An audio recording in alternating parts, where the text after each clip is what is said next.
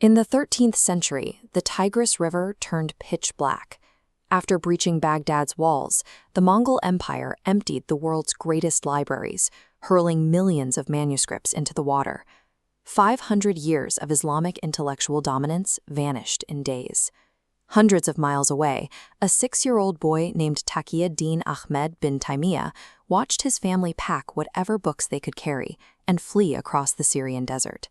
He was stripped of a childhood, arriving in Damascus as a refugee molded by the trauma of a collapsing civilization.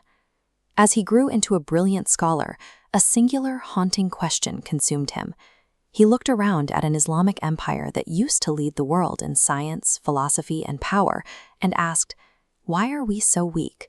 Why are we so easily crushed?" Most people blamed the terrifying military might of the Mongols. Others resigned themselves to divine fate. But Ibn Taimiyah dug past the symptoms and diagnosed a much deeper illness. The weakness was internal. The civilization had lost its original purity, and the only way to survive was to violently rip away the rot. He viewed the society around him like a massive, beautiful house with a severe fracture in its foundation. Scholars had long ignored the bedrock, painting walls with complex Greek philosophy, decorating halls with mystical rituals, building walls of sectarian fanaticism. Ibn Taimiyah argued that you do not paint a cracking house. You scrape off the paint, demolish the decorations, and repair the bedrock. He summarized his entire life's mission in a single mandate: Kambali Kasumber, return to the absolute, uncorrupted source, the Quran and the authentic traditions of the Prophet. This cleanup started with the concept of Tawheed, the oneness of God. For the average person, Tawheed meant believing in a single creator. Ibn Taimiyah demanded more. To him, true Tawheed meant zero intermediaries. He looked at people praying at the graves of saints for blessings, and he snapped every intermediary line. All worship had to be directed straight to the top. This unyielding definition of purity shifted the front line. He attacked the spiritual habits, daily rituals, and intellectual elites of his own people with the same fervor he used against foreign invaders. He immediately took aim at 3 massive establishments. The first giant was mazhab fanaticism. At the time, people blindly followed their specific school of Islamic jurisprudence as absolute law.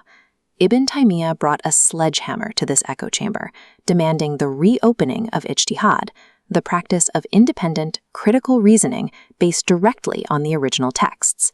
The second giant was the theological elite.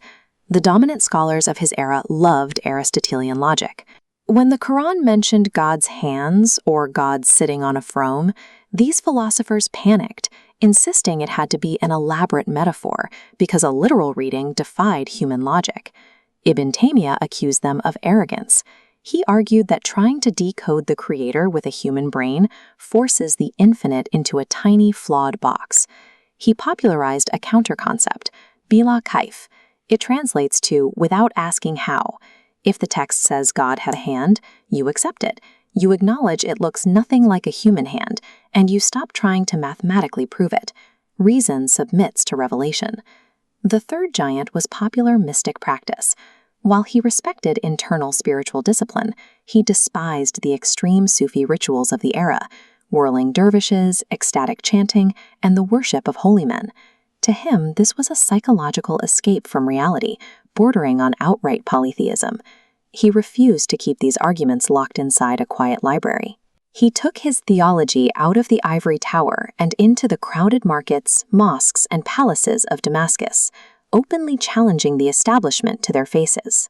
By striking at the blind traditionalists, the elite philosophers, and the popular mystics all at once, he built a fiercely pure theology. He also ensured he would fight the rest of his battles entirely alone.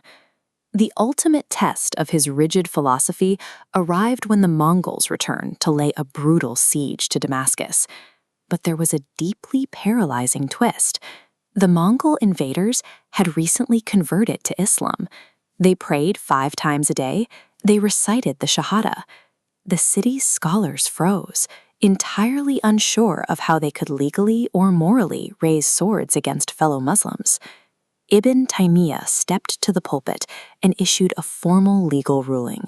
He argued that while the Mongols claimed faith with their words, they governed by their ancestral tribal laws, the Yasa, instead of Sharia. To him, faith without the application of divine law is void.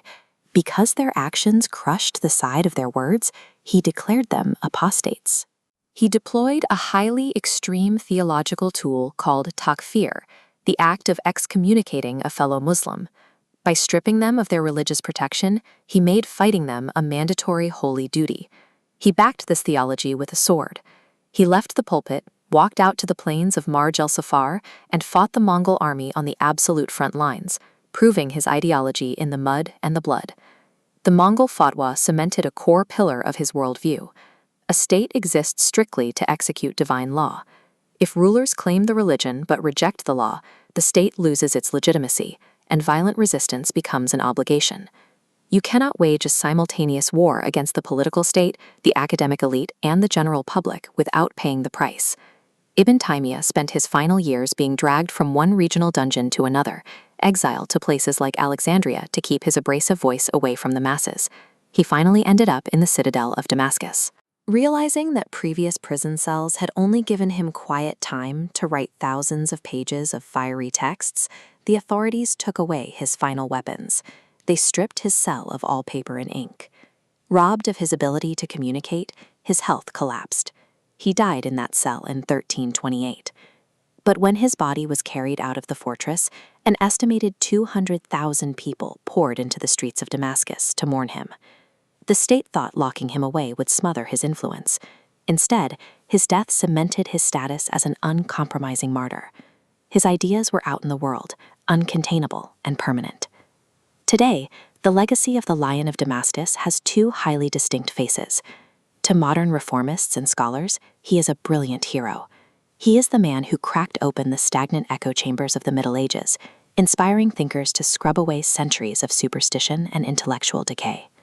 But there is a dark reflection in the mirror. Modern extremist groups hijacked his uncompromising logic, specifically his use of takfir and the Mongol fatwa, as a theological blueprint for terror. They stripped away his specific historical context to justify executing fellow citizens and toppling governments. Ibn Taymiyah's life proves a difficult reality. Brilliant intelligence and pure intentions, when entirely stripped of human compromise, create a dangerously sharp blade. It can cut away the rod, but in the wrong hands, it easily severs the very society it was meant to protect. He forces us to look at our own beliefs and ask the quiet, uncomfortable questions. Where is the line between holding a firm principle and falling into an extremism that burns the world down? Let us know what you think in the comments below, and subscribe to keep exploring the history that shapes our present.